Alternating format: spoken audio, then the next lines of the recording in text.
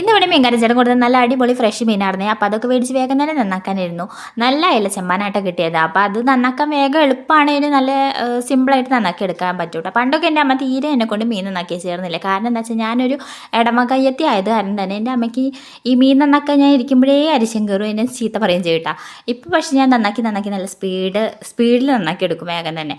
എന്നിട്ട് നല്ലപോലെ ഉപ്പൊക്കെ ഇട്ട് കഴുകിയിട്ട് ഉപ്പത്തിട്ട് കഴിയുമ്പോൾ ഇത്തിരി മയത്തിൽ കഴുകണം, അല്ലെങ്കിൽ മുള്ള് വേറെ മീൻ വേറെ ആയിട്ട് കിട്ടും. അങ്ങനെ മീനൊക്കെ നന്നാക്കി വേഗം തന്നെ കായം പരട്ടി അത് വറക്കാനും ഇട്ടു. പിന്നെ കറിയുടെ പരിപാടികൾ നോക്കിയിട്ട് അപ്പോൾ തേങ്ങയൊക്കെ ചിരകി തേങ്ങയിലേക്ക് തന്നെ എല്ലാ മസാലകളും പെരിഞ്ചീരകമൊക്കെ ഇട്ടിട്ടായിരുന്നു. സ്പെഷ്യൽ ടൈപ്പ് എൻ്റെ ടൈപ്പ് കറിയാണ്. അപ്പോൾ അതൊക്കെ വേഗം തന്നെ അടുപ്പത്താക്കി. ഇന്ന് അമ്മയൊന്നും ഉണ്ടായിരുന്നില്ല അവിടെ, അപ്പോൾ ഞാൻ തന്നെയാണ് ഇന്ന് കറിയൊക്കെ ഉണ്ടാക്കിയത്. എന്നിട്ട് നേരെ ഇതൊക്കെ വറവിട്ടെടുത്തോട്ട് പച്ചക്കറി മുന്ന് മുരിങ്ങക്കായ കറിയായിരുന്നു. ഇപ്പോൾ മുരിങ്ങക്കായ്ക്കൊക്കെ വില കുറവായതുകൊണ്ട് തന്നെ കുറച്ച് മുരിങ്ങക്കായ മേടിച്ചിട്ടുണ്ടായിരുന്നു. അപ്പോൾ അതും കറി വെച്ച് നേരെ ഇഷാൻ ചോറ് കൊടുക്കായിരുന്നു കേട്ടോ. ഇവനക്ക് ചോറ് കൊടുക്കലിപ്പോൾ ഫോൺ വെച്ച് കൊടുക്കാത്ത തന്നെ അങ്ങനെ കഥയൊക്കെ പറഞ്ഞിട്ടാണ് ചോറ് കൊടുക്കുക.